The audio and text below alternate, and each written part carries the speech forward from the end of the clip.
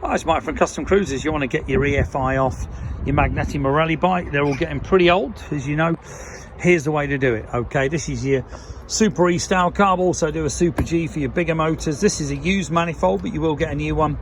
Okay, and obviously the carb bolts onto this, and away you go. Okay, this particular one, as you can see here, Magneti Marelli tap conversion.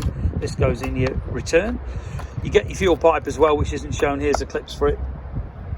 Breather bolts, twin cam or Evo, depends which one you've got. Bolts to hold this all together. You get a washable K&N style filter in here as well. You breather bolts again, and this is your filter because you can't use one on the tap with a Magneti Marelli. Okay, so your fuel pipe will go from here to here into the carb. Very simple to fit, piece of cake. You can do it in half a day, no problem. That includes removing all the old Magneti Marelli stuff.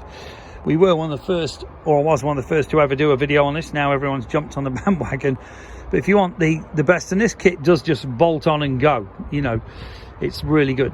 Give us a call, 01773835666, customcruisers.com, or the new site, customcruisers.eu. Thank you.